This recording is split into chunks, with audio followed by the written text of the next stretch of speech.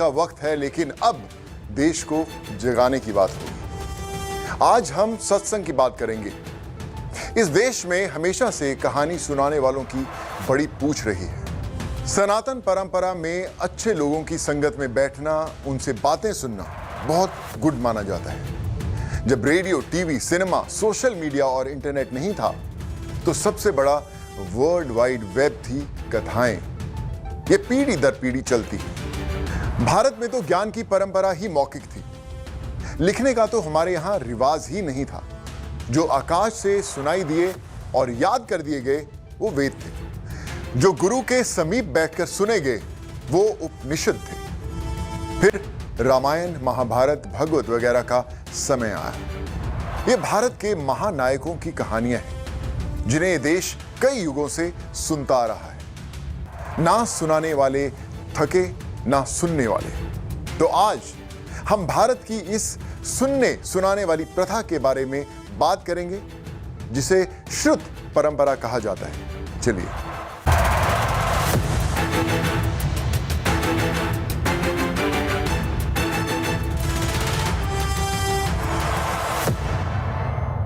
छब्बीस जनवरी 1997 को वृंदावन में एक बच्ची का जन्म हुआ। 4 साल की उम्र में वो बच्ची धार्मिक कथाएं सुनाने लगी। 7 वर्ष की उम्र में प्रवचन करने लगी और 11 वर्ष की उम्र में वो मोटिवेशनल स्पीकर हो गई। ये परंपरा देश में कमाल की पर्सनालिटीज को जन्म देती है। ये लोग बिना शोर मचाए ना जाने कितने लोगों को मेंटल काउंसलिंग देते हैं, ना जाने कितने लोगों के जीवन से निराशा को खत्म करते हैं। हर तरफ से हार चुके इंसान को एक बार फिर जिंदगी की दौड़ में शामिल कर देती हैं इनकी बातें। ऐसा सिस्टम दुनिया में किसी और देश में शायद ही हो। ये धार्मिक पहचान में नीति शास्त्र और मनोविज्ञान के शिक्षक हैं। आइए देखते हैं कैसे।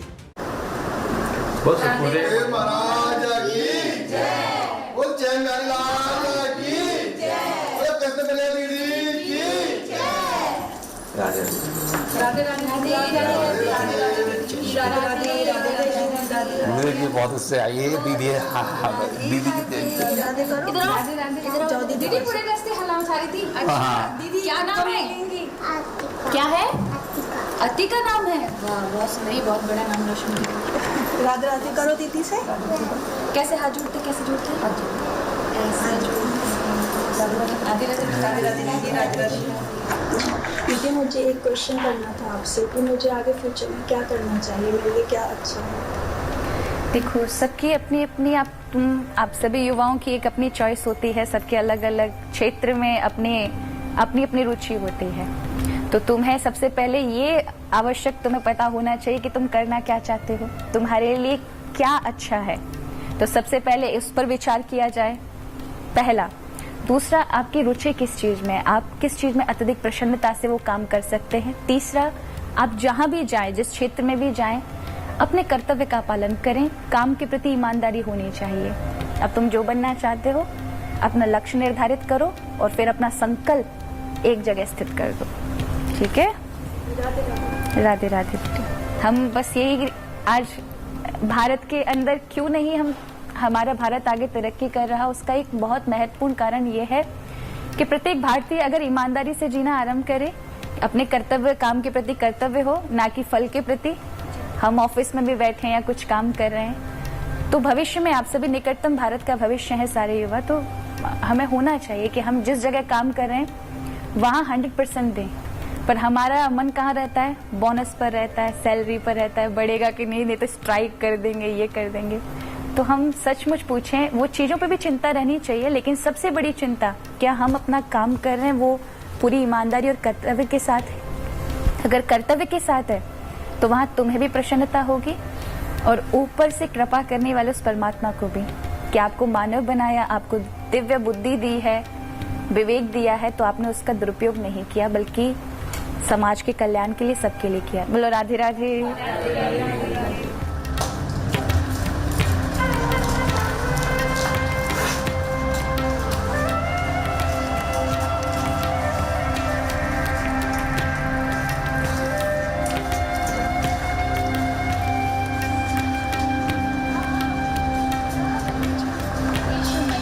दिनेश सुरेशो जाहि निरंतर धावे, जाहि अनादि अनंत अखंड अछेद अवेद सुवेद बतावे।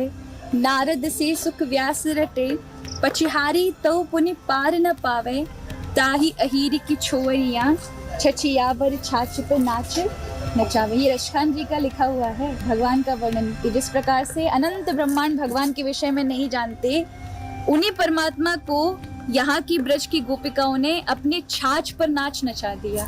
तो यहाँ के भक्त, यहाँ के ब्रजवासी कितने बड़े महान हैं, जिन्हें स्वयं भगवान, जो भगवान पूरे त्रिलोकी को अपने केवल एक उंगली से चलाते, उन्हीं परमात्मा को अपनी उंगली पर जिन्होंने नचाया है वो है ब्रजवासी। तो उनका बड़ा विशेष भाव यहाँ बड़ा सम्मान करते थे यहाँ के साधु संत। स्वयं आचार्य बल्लवाचार्य जी महाराज, उन्होंने इसी जगह को अपना भजन का माध्यम चुना और यहाँ जितनी भी उनके दोहे कवित लिखे हों, आपने देखा होगा यहाँ सुंदर अंकित है, यहाँ पर भी है। तो ऐसे ब्रज के रसिक हैं रसखान। 7 वर्ष की आयु में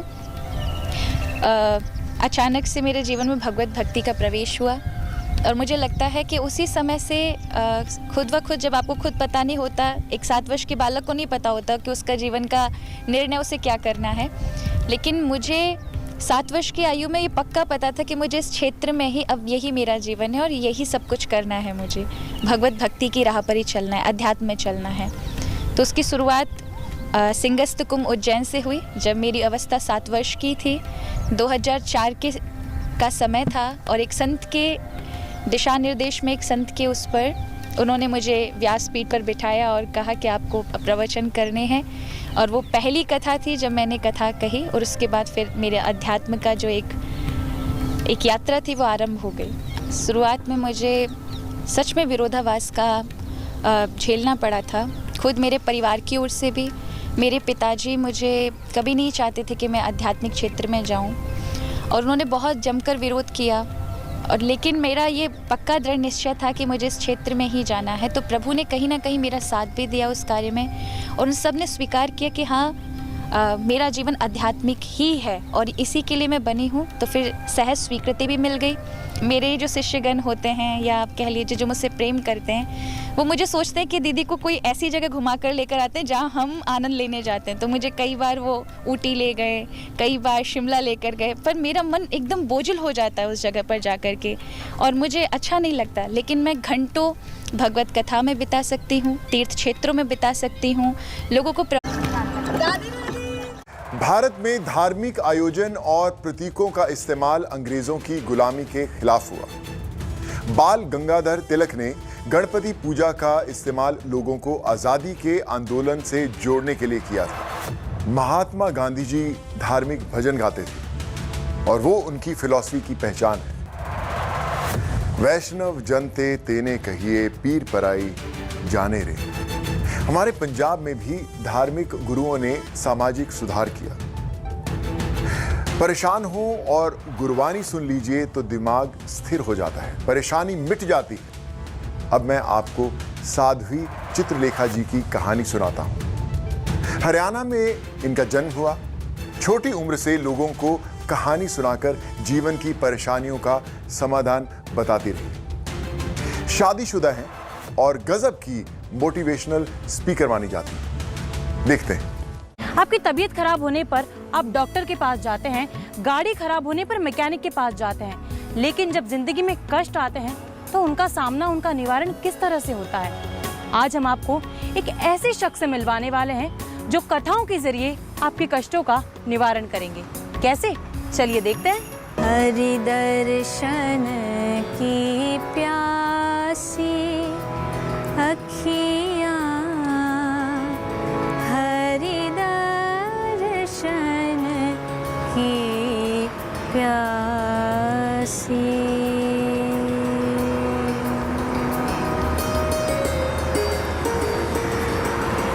राधे राधे। मैं देवी चित्रलेखा श्रीमद् भागवत और सनातन धर्म का प्रचार प्रसार करने के लिए श्री ठाकुर जी ने मुझे एक सेवा दी है।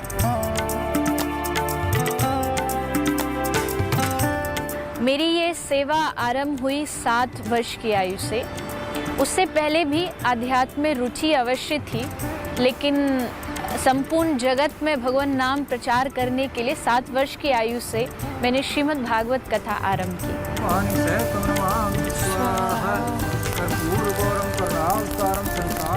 वो महाराज जी प्रवचन कर रहे थे, हम पीछे बैठे थे, ज़्यादा जानते भी नहीं थे। तो पता नहीं बाबा महाराज को क्या हुआ, वो दूर से ही देख के वो बोलते हैं पीछे जो वो लाली बैठी है खामी वाली, वो थोड़ा कुछ सुनाओ। अब वो तो बच्ची थी, लेकिन उससे ज़्यादा मेरे को डर लग गया, ये क्या सुनाएगी। तो फिर उन्होंने माइक भेज दिया पीछे ही। तो उस टाइम जो महाराज जी ने बोला था उसमें से उसने कम से कम 15-20 मिनट बोला। और उस टाइम उन बाबा को, मेरे को नहीं पता था ये बोल सकेंगी का अच्छे से। फिर उन महाराज जी को लगा कि ये तो कुछ तो है जो इतना जल्दी इसने इतना। तो बाबा ने बोला था मेरे को उस दिन की अभी भी याद है, बाबा ने बोला था कि बेटा तुम्हारे पास एक हीरा है, बस इसको तुम कैसे संभाल के रख सकते हो। तो उस दिन से मैंने थोड़ा सा और साधु मैंने को बोला कि आप बच्चा समझ के इसको डांटना मत, ये दिव्य है। महाराज जी ठीक है, लेकिन उसने कभी ऐसी शरारत भी नहीं करी जो मुझे डांटना पड़ा। कौन कहता है भगवान खाते नहीं, तो मन में बार बार आता था कि अपने लिए तो हर कोई जीता है, क्यों ना समाज के लिए और अपने धर्म के लिए कुछ किया जाए। मन में बस एक छोटा सा भाव आया, लेकिन ये भाव तब तक संभव नहीं हो सकता जब तक संत कृपा ना हो। तो प्रभु ने मुझे उस चीज़ के लिए चुना और आज संपूर्ण विश्व भर में मैं उन्हीं की गाथा का प्रचार और प्रसार कर रही हूँ। राधे राधे राधे राधे, गोवर्धन में, बरसाने में, नंदगांव में, राधे राधे। छोटी थी तो इतनी छोटी थी कि वो पैदल चलती थी, तो लोग कहते थे नहीं इनको पैदल मत चलाओ, हम गोदी में लेके व्यासपीठ पे बैठाएंगे। तो उनको गोदी में ले जाते थे, उसके लिए भी झगड़ा होता था, आज मैं लेके जाऊंगा, आज मैं गोदी में लूँगा, मैं बैठाऊंगा। कोई भी काम जब आरंभ होता है तो थोड़ा सा विरोध समाज का तो रहता ही है, पर मैं ये नहीं कहूँगी विरोध, लेकिन हाँ ये ज़रूर लगता था परिवार को, आस पड़ोसियों को, कि इनके माता पिता क्या इनको लेकर के साधुओं के पास घूमते रहते हैं, संतों के पास ले जाते हैं, कथाओं में ले जाते हैं, बाबा जी बनाना है क्या इनको। बोलते ये बच्चों को नहीं पढ़ाने देंगे, मतलब इतना छोटा शब्द बोलते थे कि मैं अभी बोल नहीं पाऊंगी। ये ऐसा बनाएंगे, ये ऐसा, उसको हाथ में कटोरा दे देंगे ये। लेकिन मैं फिर ठाकुर जी के सामने प्रार्थना करती, ठाकुर जी मैं आपके लिए लेके जाती हूँ, ये संसार के लिए नहीं जाती। तो आप जैसे सुनवा रहे हो तो अच्छी बात है, लेकिन मैं तुम्हारे रास्ते से नहीं हटूँगी। तो मैं उसको, दोनों को, बहन भाइयों को लेके जाती थी। हमने कभी मना नहीं किया, मना हम करना भी नहीं चाह रहे थे, क्योंकि मनुष्य जो जीवन होता है वो भगवान को पाने के लिए ही होता है। तो बचपन से उनको लगाव भी था, घर में भी माहौल था, हमारे पिताजी माता सभी पहले से ही भजन कीर्तन सत्संग करते थे, तो घर में माहौल था।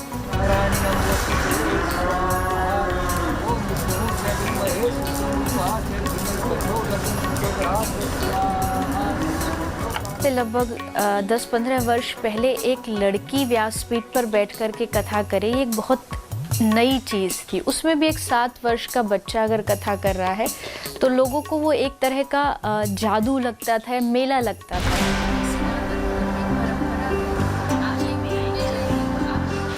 जहाँ भी कथा के लिए जाना, साथ जाना, हर तरीके का उनका हमने साथ दिया आगे बढ़ने के लिए और सिखाने के लिए। बैठ के उनको सिखाना, कहीं बाहर भी कहीं ले जाना है, जैसे म्यूजिक वगैरह बहुत ज़रूरी था तो वो बाहर ले जाना सिखाना, वो सब किया। उसके साथ साथ जैसे नॉर्मल स्कूल में पढ़ाई होती है तो साथ साथ उनकी पढ़ाई भी चलती रही पब्लिक स्कूल में। तो जैसे कथाओं के माध्यम से अलग अलग देश में, अलग अलग शहरों में मुझे जाने का अवसर मिला, तो लगा कि क्यों ना कुछ ऐसा किया जाए जो बीमार पशुओं के लिए थोड़ी मदद हो सके, उनका इलाज हो सके। अगर उनको कहीं पाँव कट गया है या उनको फ्रैक्चर हो गया है या उनको कोई बीमारी है तो उसका एक प्रॉपर हॉस्पिटल अभी तक कहीं नहीं है। तो ये भाव मन में आया और एक ही गाय से हमने इस पूरे अस्पताल की शुरुआत की और आज यहाँ हज़ारों का ऑपरेशन हो चुका है और हज़ारों का यहाँ पर इलाज हुआ है, ट्रीटमेंट हुई है। और अभी भी लगभग यहाँ 400-500 गाय हमेशा एडमिट रहती है। और गाय के अलावा भी जितने भी पशु पक्षी हैं सब यहाँ आते हैं और सबका यहाँ पर प्रॉपर ट्रीटमेंट किया जाता है। आईसीयू वार्ड है, एम्बुलेंसेस है, डॉक्टर्स हैं, सर्जन्स हैं, सारी व्यवस्था यहाँ पर गौ माता के लिए प्रोवाइड की जाती है। पहले गौ सेवक हैं, सबसे पहले एक गाय थी और यही यहाँ पर सेवा दिया करते थे। लेकिन धीरे धीरे गौ माता की कृपा से लोगों ने इतना सहयोग दिया, गाय की इतनी यहाँ पर सेवा होने लगी।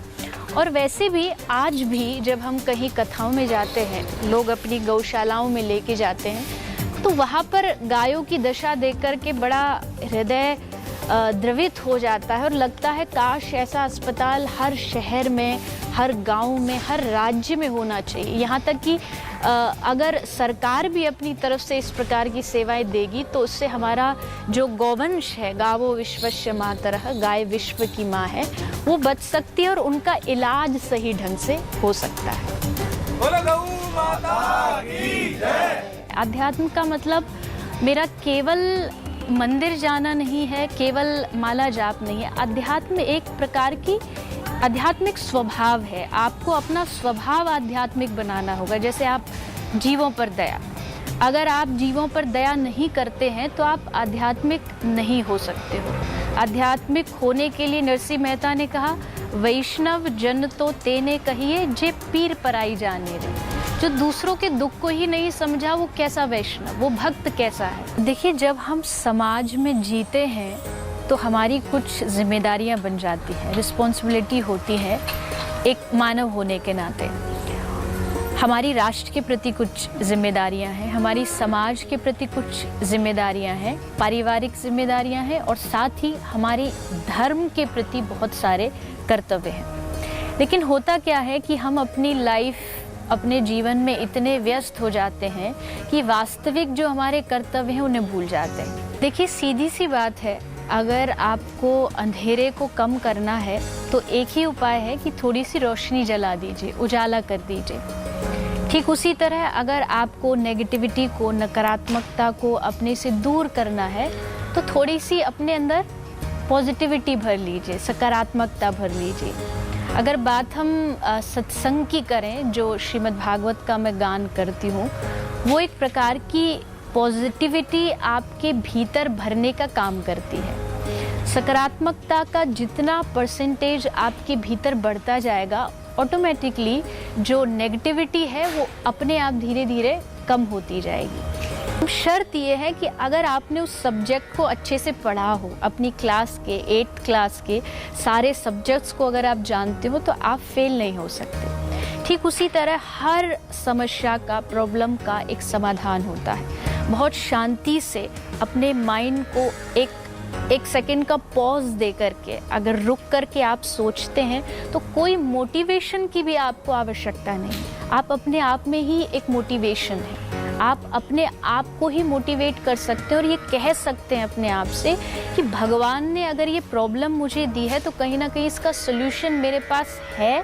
तभी उन्होंने दिया है। नहीं तो ऐसा संभव, भगवान कोई कम बुद्धि वाले तो नहीं है, वो सर्व सामर्थ्य है। तो मेरे कंधे इस समस्या को सहने के लिए तैयार हैं। बस मुझे आसपास अपने देखना है कि समस्या का समाधान कहीं मेरे आसपास ही है।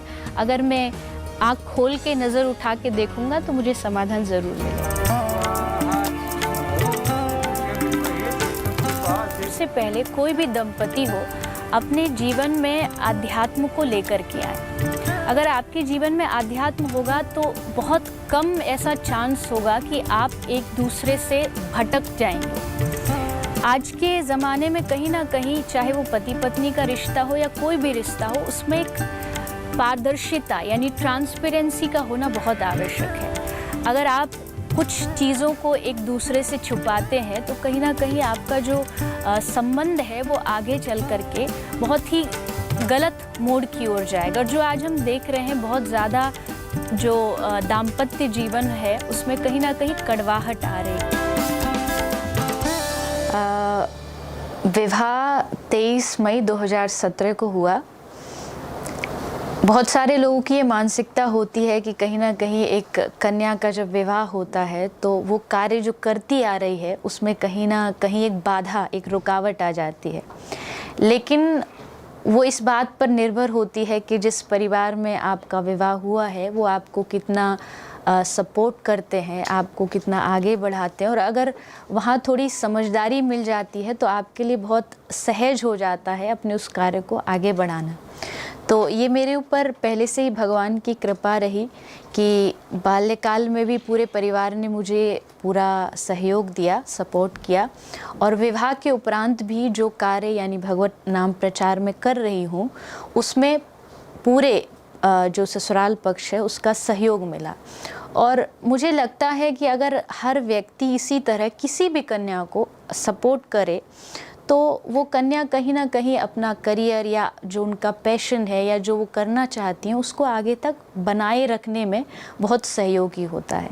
तो ये भगवान की मुझ पर बहुत कृपा है कि मेरी सेवाएं और भगवत नाम प्रचार जो चल रहा था वो इसी तरह बड़े आराम से चल रहा है, और आशा है कि आगे भी निरंतर ऐसे ही चलता रहे।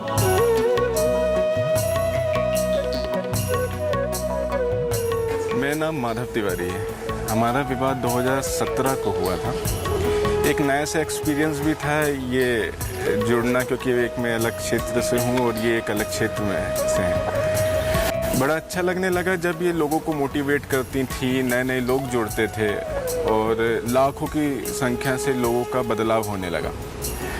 जब यहाँ पर आती हैं, कोई लोग आते हैं अपने दुख को बोलते हैं कि हमारे साथ ऐसा हुआ, मुझे ये परेशानी है, और जब ये उस परेशानी को एक उसको अच्छे तरीके से मोटिवेट करती हैं और उसके जीवन में बदलाव आता है, वो बड़ा अच्छा लगता है देखना। वक्त बदलते हैं, दौर बदलते हैं, लेकिन भक्ति और भक्ति भाव कभी नहीं बदलते। प्रेम की पुजारी के रूप में कभी मीरा बनती है तो कोई राधा बनती है, और कभी कोई देवी चित्रलेखा, जो आपको अपने प्रवचन के जरिए, अपने कीर्तन के जरिए, अपनी कथाओं के जरिए नकारात्मकता से सकारात्मकता की ओर ले जाती हैं और जिंदगी में उम्मीद की एक नई किरण जगाती हैं। वीडियो जर्नलिस्ट हितेश के साथ गुड न्यूज टुडे के लिए तेजश्री पुरंदरे। धर्म के खिलाफ लोग कहते हैं कि इसमें साइंटिफिक टेम्पर की कमी होती है, लेकिन अब जो नए प्रवचन करने वाले हैं वो अपने श्रोताओं को विज्ञान की नजर से आध्यात्म की बातें बताते हैं। वो गाय भी पालते हैं और उसका एक साइंटिफिक पर्पस भी बताते हैं। अब हम आपको दीपिका भारती जी से मिलाते हैं। वो लैपटॉप पर काम करती हैं, गाय पालती हैं और आध्यात्म की शिक्षा भी देती हैं। ये लोग वहां काम करते हैं, उन लोगों के बीच में काम करते हैं जिन तक कोई सरकार नहीं पहुंची, जिनकी समस्या का समाधान किसी सरकार के पास नहीं। भारत की इस अद्भुत सेवा के बारे में आपको हम दिखाते हैं और आप इसे महसूस करिए। जहाँ एक ओर बाहरी दुनिया है, जहाँ सामाजिक दिखावा है, राग है, द्वेष है, वहीं दूसरी ओर अध्यात्म की एक दुनिया है जहाँ इंसान स्वयं से मिलता है। उसी दुनिया से मिलाते हैं दिव्य ज्योति जागृति संस्थान के दिव्य गुरु आशुतोष महाराज जी। उन्हीं की शिष्या है साध्वी दीपिका भारती, जो कि प्रवचन करता है। पहले फैशन डिजाइनर थी और आज वो स्वयं से मिल गई हैं। उनका ये सफर कैसा रहा और कैसे आज वो प्रवचन करता है, समाज के लिए अनेकों कार्य कर रही हैं और सबसे ज्यादा महिला उत्थान के लिए वो कार्य कर रही हैं। आज जानेंगे उन्हीं की कहानी।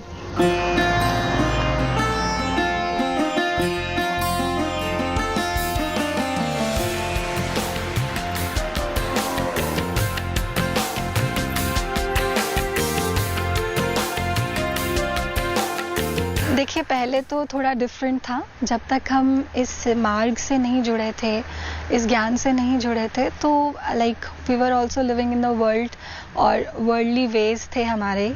आई used to work, I had a job. जैसे जैसे इस रास्ते पर चले और फिर स्क्रिप्चर्स भी पढ़े और रिसर्च भी किया और प्रीचर्स के थ्रू, महाराज जी के थ्रू बहुत कुछ सीखा, समझा। अब तो मैं डेडिकेटेड फुल टाइम प्रीचर हूँ, सन्यासी हूँ। मैं महाराज जी के दरबार में, महाराज जी के आश्रम में ही रहती हूँ। तो अब ओवर द इयर्स क्योंकि अभ्यास हो गया, तो now things are different. I wake up at 3 AM और 3 बजे उठकर मैं अपनी जो मेरी डेली रूटीन है थोड़ी उसको प्रैक्टिस करके फ्रेश होकर 3:30 to 6 मेडिटेशन करती हूँ, साधना का अभ्यास करती हूँ। मैं मिशन में वुमेन एम्पावरमेंट पोर्टफोलियो हैंडल करती हूँ, संतुलन नाम से है ये। और उसके लिए मेरी जो ड्यूटीज़ रहती हैं, फिर मैं अपना लैपटॉप ऑन करके अपना उसमें लग जाती हूँ। तो ऋषियों ने ह्यूमंस को ही एड्रेस करके कहा, ओ ह्यूमंस बी ह्यूमंस, मनुर्भव मनुर्भव, हे मनुष्य तू मनुष्य बन जा। क्योंकि हम मनुष्य के चोले में तो हैं, लेकिन हम मनुष्य नहीं थे, है ना। और जब हमने इस ज्ञान को पाया तो मनुष्य बनने की जो वास्तविक प्रक्रिया होती है वो हमारे जीवन में आई। I study them on and off as per requirement और as per my spiritual thirst. जो मेरी क्वेरीज होती हैं उसके लिए I like open them, I do my analysis, I do my research. और उसमें से जो मुझे उस पर्टिकुलर किसी टॉपिक के लिए चाहिए या किसी को एड्रेस करने के लिए, किसी के दुख को दूर करने के लिए, तो वो मुझे उसमें से मिलता है। मैं जिस प्रोफेशन में थी, फैशन डिज़ाइनर थी, और तो उसमें जो मेरी जो रिस्पॉन्सिबिलिटी थी as an adept fashion designer, वो ये थी कि मेरे जो क्लाइंट्स हैं, मैं उनके लिए ऐसा प्रोडक्ट बनाऊं कि वो और अच्छे दिखें, वो और सुंदर लगें, है ना, उनका सौंदर्य बढ़े। मैं ऐसी चीज़ बनाऊं। तो सौंदर्य से संबंध था उसका। लेकिन अब भी जो है सौंदर्यकरण है, लेकिन दिशा बदल गई। वो मैंने इसलिए कहा क्योंकि पहले वो भौतिक जगत में था और अब वो आध्यात्मिक जगत में है। तो मुझे लगता है कि ड्राफ्ट्स पहले भी थे जो मैं बनाती थी as a fashion designer, drafts अब भी हैं। It's just that it is an inner draft which I am articulating every moment so that there happens the evolution of my human consciousness, ताकि आत्मा का वो उत्थान हो सके। एक अनएक्सप्लोर्ड डायमेंशन है, हमें उसे भी एक्सप्लोर करना है। तो मुझे लगता है कि आज का जो युवा है वो स्पिरिचुअलिटी की भी बात करते हैं, लेकिन अपने ढंग से करते हैं, क्योंकि हम सब ये चाहते हैं कि हम कुछ भी करें, हमारी लाइफ का जो एक पैटर्न है वो चेंज ना हो। जो हम कर रहे हैं वो करते रहें और साथ साथ स्पिरिचुअल भी हो जाएं। बट ये पॉसिबल नहीं होता। जैसे हम दो नावों में सवार होकर नहीं चल सकते ना, ठीक उसी तरह ये भी पॉसिबल नहीं होता। लोग पढ़ लिख कर, हर व्यक्ति आज चाहता है कि मैं जब जॉब करूं तो मुझे 7 फिगर सैलरी मिले, लेकिन ये संभव नहीं होता। यहाँ जो थॉट पैटर्न्स हैं वो बहुत बदल चुके हैं। हमारे माता पिता वो बहुत सहज थे, वो कभी भी एज अ फ्रेशर उन्होंने ये नहीं सोचा कि हमें 7 फिगर सैलरी मिले। जैसे ही हम कॉलेज से बाहर निकलें तो हमारे पास बहुत बड़ी गाड़ी हो और बहुत बड़ा घर हो। लेकिन आज का युवा ये सोचता है, आज के युवा की एस्पिरेशन है कि मैं जैसे ही मेरी जॉब लगे तो मेरे पास सब कुछ आ जाए, मेरा लाइफस्टाइल ऐसा हो, मेरे पास ऐसी लग्जरी आइटम्स हों, है ना। And then they jump into crime. अब आज आप जितना भी क्राइम देखते हो, ये इतना टेक्नोलॉजी बेस्ड क्राइम है। इसको करने वाला अनपढ़ व्यक्ति तो नहीं है, पढ़ा लिखा व्यक्ति है ना। तो then that means there is misuse of energy. अपनी ऊर्जा का मिसयूज है, inside and as well as outside. जब अपनी आंतरिक शक्ति का हम दुरुपयोग करते हैं ना, तो बाहर भी हमारी शक्तियों का दुरुपयोग ही होता है और हम गलत काम करते हैं। समाज में महिलाओं को जो शिक्षा प्रदान की जा रही है और महिलाओं को जो आर्थिक सशक्तिकरण प्रदान किया जा रहा है, पॉलिटिकल एम्पावरमेंट प्रदान की जा रही है, तो हर क्षेत्र में अपॉर्चुनिटी जो है वो बड़ी है महिलाओं के लिए। लेकिन इन सब चीज़ों के बाद भी अगर हम वुमेन की डेवलपमेंट का ग्राफ हम देखते हैं, तो जो ऊपर की ओर जाना चाहिए उससे ज़्यादा जो उनके साथ क्राइम का ग्राफ है वो ज़्यादा ऊपर की ओर जा रहा है। और बड़े अफसोस की बात है कि हमें लगता है कि शिक्षा जो है वो बहुत कारगर होगी महिलाओं को सशक्त करने में या उनको क्राइम से बचाने में, लेकिन ऐसा है नहीं। क्योंकि आज जितना भी क्राइम महिलाओं के साथ है, उसकी जो शोषित वर्ग है, जो पीड़ित हैं, जो विक्टिम्स हैं, वो सिर्फ निरक्षर महिलाएं नहीं हैं, वो सिर्फ दूर दराज के गांव में रहने वाली महिलाएं नहीं हैं, बल्कि महानगरों में, मेट्रोज में, सिटीज़ में रहने वाली महिलाएं, वुमेन जो जॉब्स करती हैं, who are well educated, who are economically independent, who are earning their own livelihoods, they are equally victims of violence. चाहे वो सोसाइटल वायलेंस हो, चाहे वो फैमिली के लेवल पर हो। तो अब्यूज़, वायलेंस कहीं भी ख़त्म नहीं हुआ है। यहाँ हम सोचने पर मजबूर होते हैं कि जिसे हम महिला सशक्तिकरण समझ रहे हैं, क्या वो सच में महिला सशक्तिकरण है? सशक्तिकरण होता है ना, वो आध्यात्मिक सशक्तिकरण होता है। वास्तव में महिला सशक्तिकरण अगर होगा तो वो संपूर्ण तरीके से होगा और उसका जो शुरुआती बिंदु होगा वो अध्यात्म होगा। तो जो महिलाएं अध्यात्म के स्तर पर जागृत हैं, आत्मा के स्तर पर जागृत हैं, उनके जीवन में जब वो स्पिरिचुअल एम्पावरमेंट आ जाता है, उसके बाद उनके जितने भी बाकी डायमेंशंस हैं एम्पावरमेंट के, be it education, be it economic empowerment, political empowerment, social empowerment, ideological empowerment, वो सब के सब सार्थक हो जाते हैं। So that culminates into holistic empowerment. आज हमें उसकी ज़रूरत है, क्योंकि जो ज़रूरत है वो आत्मविश्वास की है, वो सेल्फ कॉन्फिडेंस की है ना। लेकिन हम देखते हैं कि बहुत सी महिलाएं पढ़ी लिखी हैं, वो बहुत अच्छी, दे आर वेल प्लेस्ड, लेकिन अपनी आत्मा की आवाज़ को महसूस कर पाना, सुन पाना और उस आवाज़ को उठा पाना, दैट स्टॉप, इससे ज़्यादा और नहीं है ना। To be your own voice, वो नहीं कर पाती। कन्या भ्रूण हत्या के विरुद्ध बहुत बड़े बड़े स्तर पर मुहिम चलाई जा रही हैं और हमारी लगभग 350 के करीब DGS के सेंटर्स हैं वर्ल्ड ओवर। उन सभी सेंटर्स के माध्यम से ऐसी कैंपेन्स चलती हैं समाज में, जहां महिलाओं को उनके अधिकारों के प्रति जागृत किया जाता है और समाज को महिलाओं की अस्मिता के प्रति जागृत किया जाता है। तो ऐसे बहुत से कार्य चलाए जा रहे हैं। क्योंकि ये धरती अपनी है, अपना ही है आकाश का संदेश बताती हैं साध्वी दीपिका भारती। वो ना सिर्फ प्रकृति के प्रति प्रेम को बताती हैं, बल्कि इंसान के प्रति प्रेम की परिभाषा को भी समझाती हैं और बताती हैं कि कैसे इंसान में जब स्वयं में बदलाव आएगा तो ये समाज खुद ब खुद बदल जाएगा और ये समाज एक अच्छा समाज बनकर स्थापित होगा। कैमरा पर्सन रितेश मिश्रा के साथ Shrutika, Delhi, good news today. कैसे ये कथावाचक आधुनिक युग के वेलनेस एक्सपर्ट हैं और समझेंगे एक छोटे से ब्रेक के बाद, लेकिन आप कहीं मत जाइएगा।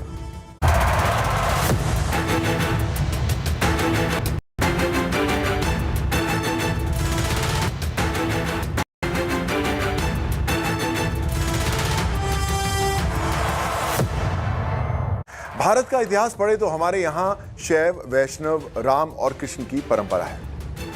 भारत में मेडिवल एज में मतलब 800 ईस्वी से लेकर 18वीं शताब्दी तक बहुत बड़ी मात्रा में भक्ति साहित्य लिखा गया और इसी दौरान तुलसीदास की रामचरितमानस भी लिखी गई, हनुमान चालीसा भी लिखी गई। इन सब ने भारत के लोगों को मन से मजबूत करने का काम किया। जब आदमी ने खुद को अकेला पाया तो इन्होंने उसको हिम्मत दी। ऐसी ही हिम्मत वो लोग भी देते हैं जो गली मोहल्लों, जिलों और गांव में घूम घूम कर कथा सुनाते हैं। ये लोगों को बताते हैं कि हमें सच के साथ रहना चाहिए और मनुष्य मात्र के बारे में सोचना चाहिए।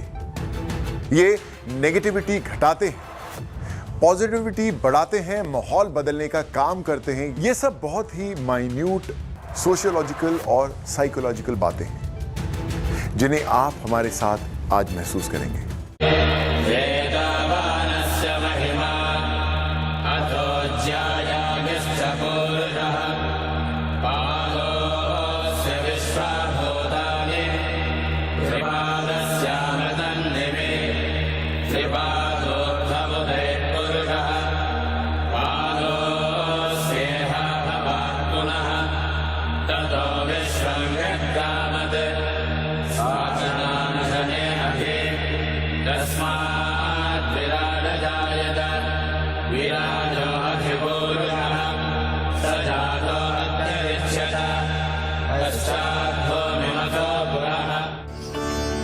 व्यक्ति जब आध्यात्म की ओर बढ़ता है तो वो कहीं न कहीं भगवत कृपा ही हो सकती है। तो भगवान ने कुछ ऐसे संयोग बनाए जिससे भगवत भक्ति की ओर, भगवान की ओर बचपन से ही मन जुड़ता चला गया। फिर हमारे दादाजी हैं, उनका काफ़ी सहयोग प्राप्त हुआ। तो उनके सानिध्य में रह करके और फिर इच्छा हुई इस ओर आने की, भगवान की ओर आने की। और फिर धीरे धीरे भगवान, जैसे कहते हैं कि व्यक्ति अगर एक कदम भगवान की ओर चलता है तो भगवान कई कदम और उसकी ओर बढ़ा लेते हैं। तो उसी भाव से हमने थोड़ा प्रयास किया, तो उस प्रयास के फल से भगवान ने ऐसी कृपा की कि मन और ज़्यादा भगवान में लगता चला गया। और फिर वृंदावन गए, वहाँ पर भागवत जी का अध्ययन किया, भागवत जी की पढ़ाई की। और उसके पश्चात आज श्रीमद् भागवत की कथाएं अनेक स्थानों पर हो रही है, अनेक जगह हम लोग जाते हैं और भगवान की इस कथा गंगा का प्रचार प्रसार करते हैं।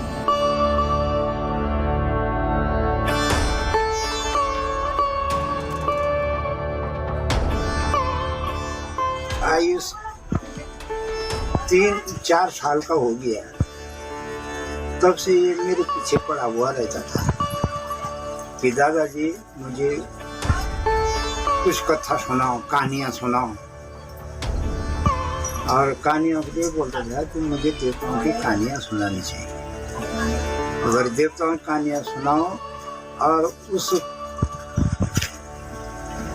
जब मैं किताब पढ़ता था तो वो मेरे ही धोरे बैठा रहता था। और जब वो मेरे से अलग हो जाता भी तो बच्चों के साथ या स्त्रियों के साथ अलग जाके उनसे कथा सुनाता था। इसका जो बचपन ही से ये लगन है कि मैं बोलता था मेरे से कि दादाजी मैं तो अभ्यास बनूंगा, सबको समझाऊंगा, मैं सेवा करूंगा। इनके पिताजी की इच्छा तो थी इस लाइन पे, लेकिन मुझे इस बात का कोई, मैं आज वो अगर कुछ भी IAS बनते, PCS बनते, उनको नहीं जानते लोग, लेकिन आज वो भगवान की भक्ति में लोगों को प्रचार करे तो उनको सभी लोग जानते हैं। मुझे ऐसा कुछ इस बारे में नहीं कि मतलब वो डॉक्टर बनती है मुझे इसकी। यत्र ज्ञान विराग भक्ति सहितम, इसमें क्या क्या है? ज्ञान है, वैराग्य है, भक्ति है। यत्र ज्ञान विराग भक्ति सहितम। संसार में भगवान की कथा का दान सर्वश्रेष्ठ दान कहा गया है। गोपियां भागवत जी में कहती हैं, तव कथामृतम तप्त जीवनम कवि भीरीडितम कल्मशापहम। ये जो कथा है ये व्यक्ति के कल्मशों को मिटा देने वाली है, और इसको सुन करके आप जीवन में उतारें वो तो बहुत अच्छी बात है, पर मात्र श्रवण मंगलम गोपियां कहती हैं। अगर कोई सुन भी ले तो उससे भी उसका मंगल हो जाता है।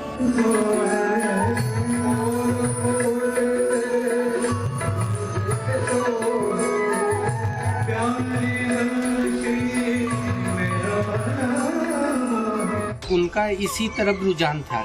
मैं तो चाहता था कि किसी और दिशा में मुड़े, टीचर या डॉक्टर या इस टाइप में कुछ बने, और इनका और चीज़ों में भी बढ़िया वो था। लेकिन क्या हुआ कि इनका पहले से ही रुझान था कि मुझे आध्यात्म में ही, भगवान कृष्ण से प्रेम कहते हैं जिसे, कि वही करना है। तो फिर मैं इनको काफ़ी कोशिश की है मोड़ने की, क्योंकि मैं स्वयं एक टीचर हूँ, और मोड़ने की कोशिश की, लेकिन ये नहीं मुड़े। इन्होंने कहा है मुझे केवल भगवान कृष्ण के पास ही वृंदावन धाम में पढ़ाई करनी है, और वहीं पे ये आध्यात्म क्षेत्र चुनना है, और समाज को सुधारने के लिए सिर्फ मुझे यही कार्य करना है, ताकि मेरी जो भावनाएं हैं वो लोगों तक पहुँचे और लोग आध्यात्म और भगवान से जुड़े।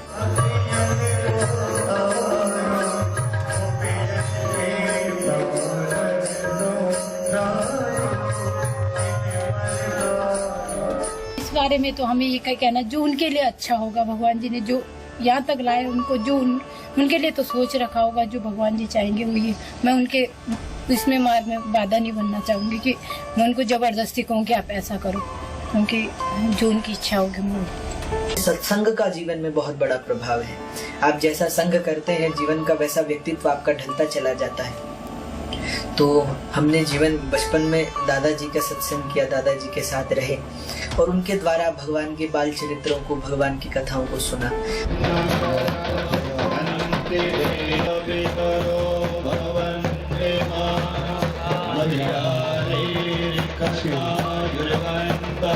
जो पूतना भगवान को मारने आई थी, पर भगवान इतने दयालु हैं कि उसको भगवान का थोड़ा सा सानिध्य प्राप्त हुआ, स्पर्श प्राप्त हुआ। उसने भगवान को विष पिलाया, पर भगवान का ध्यान विष की ओर नहीं गया, भगवान का ध्यान दुग्ध की ओर गया। तो ये भगवान की सार गर्भिता है कि भगवान जीव के दोषों को नहीं देखते, गुणों को देखते हैं। तो उनकी ही करुणा से, उनकी ही कृपा से, जैसे सुखदेव जी ने जब सुना कि भगवान कितने दयालु हैं कि जो पूतना मारने आई थी उसका भी उद्धार कर दिया, तो शुकाचार्य तक जो परमहंस है, वीतराग मुनि है, उनका मन भी भगवान की ओर आकर्षित हो गया। तो हम लोग तो समाज के साधारण से लोग हैं, भगवान के चरित्रों को सुनते हैं, भगवान की कथाओं को सुनते हैं, भगवान के स्वरूपों का दिग्दर्शन करते हैं।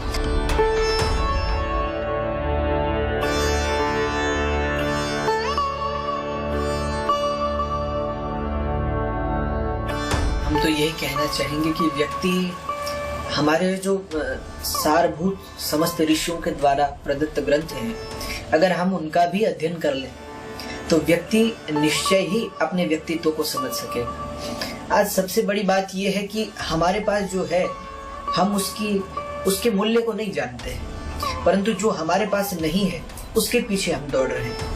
व्यक्ति के आज आप समाज में देख रहे होंगे हर व्यक्ति दुखी है, तो उसके दुख का सबसे बड़ा कारण ही यही है कि उसके पास जो है वो उसमें संतुष्ट नहीं है, बल्कि जो उसके पास नहीं है वो उसे पाना चाहता है।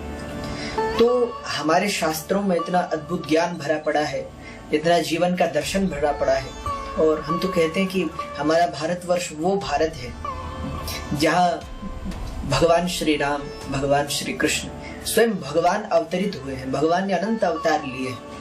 तो हम तो अगर मात्र राम के चरित्र को पढ़ लें, अपने शास्त्रों का अध्ययन करना आरंभ कर लें, तो निश्चय ही हमारा जो मन भटका हुआ है या किसी अन्य सभ्यता की ओर दौड़ रहा है, तो उस सभ्यता से कहीं ना कहीं हम अपने शास्त्रों की ओर फिर आएंगे।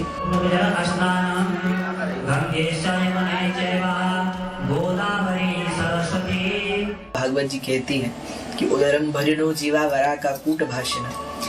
अपने जीवन को चलाने के लिए तो हर व्यक्ति प्रयास कर रहा है। हम कुछ ऐसा प्रयास करें कि ये जो संसार है इसमें कई ऐसे लोग हैं जिनको व्यक्ति की हमारी आवश्यकता है, उनकी आवश्यकता, उनकी सहायता करें। दूसरा, पहले तो व्यक्ति को सबसे बड़ी आवश्यकता स्वयं की है। आज व्यक्ति स्वयं को नहीं जानता, वो ये कहता है हम सब जानते हैं, पर वो सब जानते हुए भी स्वयं से अनभिज्ञ है, स्वयं को नहीं जानता। इसलिए व्यक्ति का सबसे बड़ा ज्ञान यही है कि वो स्वयं को पहचान ले। इसलिए भगवान शंकराचार्य कहते हैं कस्त्वं को हम कुत आयात को में जननी का में तात। स्वयं को पहचान लेना सबसे बड़ा ज्ञान है, और जो व्यक्ति स्वयं को पहचान ले उसके लिए फिर अन्य ज्ञान की उतनी आवश्यकता नहीं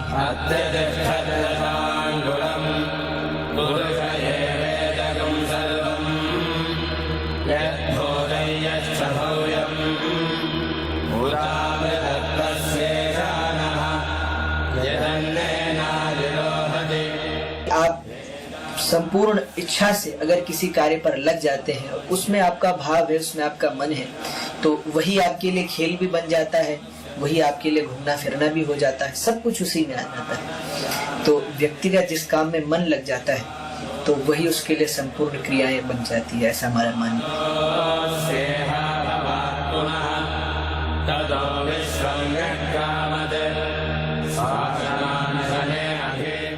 दृष्टि को बदलने की आवश्यकता नहीं है। व्यक्ति अगर मात्र अपनी दृष्टि बदल ले तो उसके लिए स्वतः ही संपूर्ण सृष्टि बदल जाएगी। तो आप अगर दृष्टि बदल ले तो आपको हर जगह भगवत भक्ति दिखेगी, हर किसी के अंदर भगवत प्रेम दिखेगा।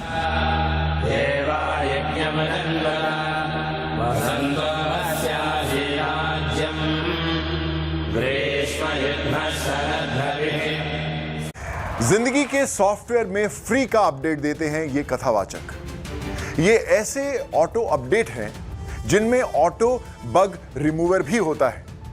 इन्हें आप डाउनलोड करके अपने जीवन को पॉजिटिव बना सकते हैं। ये देश की परंपरा का महत्वपूर्ण हिस्सा है, इसलिए हमने इनकी कथाएं आपको सुनाई और समाज की आधुनिक वेलनेस एक्सपर्ट से आपको मिलवाया। आपके जीवन को शुभ देने वालों की संख्या बढ़ती रही, निराशा घटती रहे और आशा बढ़ती रहे। आज के लिए सिर्फ इतना ही। आपके पास ऐसी कोई कहानी हो तो स्क्रीन पर लिखे ईमेल एड्रेस पर मुझे जरूर भेजें और मैं कोशिश करूंगा कि आपकी वो कहानी देश भर में, दुनिया भर में पहुंचे और लोगों को प्रेरित करे।